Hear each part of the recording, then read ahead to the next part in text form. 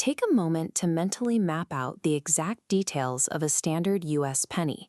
You have likely seen and handled thousands of them. Without looking at one, can you say which way Lincoln is facing, or the exact location of the word liberty? Here is the correct layout. Despite massive passive repetition, your brain never encoded these granular details. It stored a general concept of a copper coin and discarded the specific data points. This selective processing creates significant risks in the real world. In 1985, Ronald Cotton was convicted of rape based on confident eyewitness testimony. He spent a decade in prison before DNA evidence identified the actual perpetrator. The witness was not lying.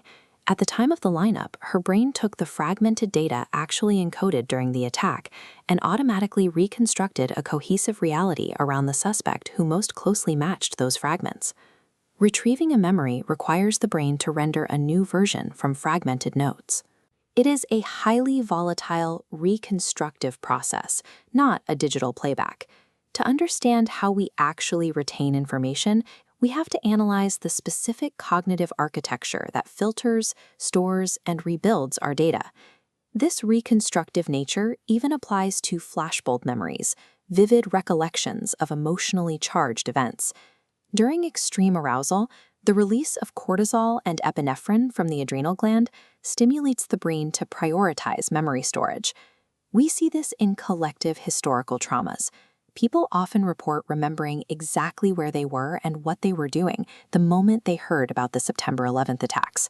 However, longitudinal studies show that while subjects maintain 100% confidence in these memories, the factual details shift significantly over time.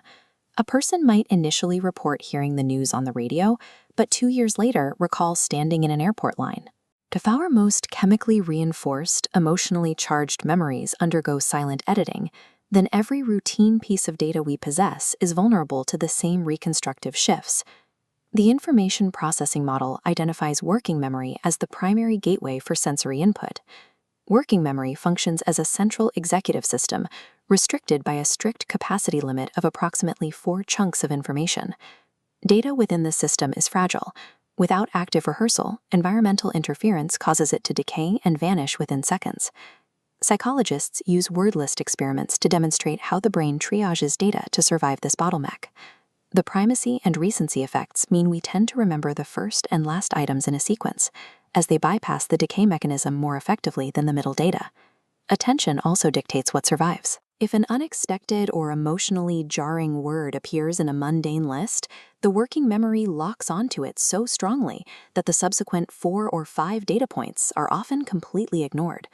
Working memory acts as a ruthless filter, discarding the vast majority of our experiences unless they are subjected to the deliberate mechanics of encoding.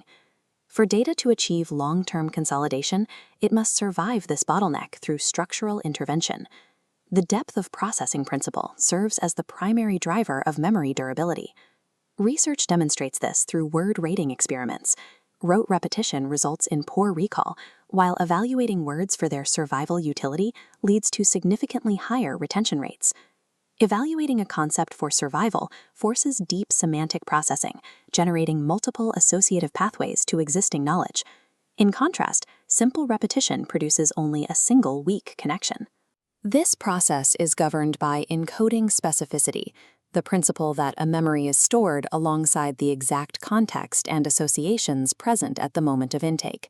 For instance, if you encode the word queen while thinking of a bee, a later retrieval cue of chess may fail to activate the memory because the associative paths do not overlap.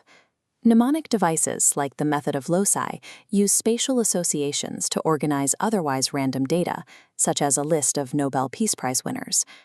The lifespan of a memory is determined by the architectural depth and contextual associations established at the moment of intake. The final stage of the model is retrieval, the active process of rebuilding a memory from stored fragments. This reconstructive process is prone to predictable errors. Given related words like bed, rest, tired, and dream, subjects frequently recall seeing the word sleep, even though it was never presented. The brain automatically illuminates this missing data node, inferring its existence from surrounding context. This logical inference mechanism often leads to source amnesia. The brain frequently retains a semantic memory, the factual data, while dropping the episodic memory of where or how it was learned. This causes individuals to internalize fiction or rumors as objective reality, simply because the brain deleted the unreliable source tag during the reconstruction process. Remembering is an inherently creative act. The brain patches missing data with logical assumptions, often making us the authors of our own false memories. By understanding these reconstructive mechanics, we can engineer our habits to improve long-term retention. Hermann Ebbinghaus pioneered this field by documenting the forgetting curve, the rate at which unreinforced data is lost. His research contrasts massed practice, studying all at once, with spaced practice, where learning is spread over time. Massed practice creates an illusion of mastery because the data remains active in working memory, but it often fails to trigger long-term consolidation. The testing effect serves as a primary intervention for retention. While reading text is passive, alternating that study with active testing strengthens the memory. Forcing the brain to generate material from scratch exercises the reconstructive process, which physically broadens the associative pathways. We secure memories through deep associative processing and effortful spaced retrieval. Understanding that the brain is a reconstructive engine allows us to design our habits for maximum data survival.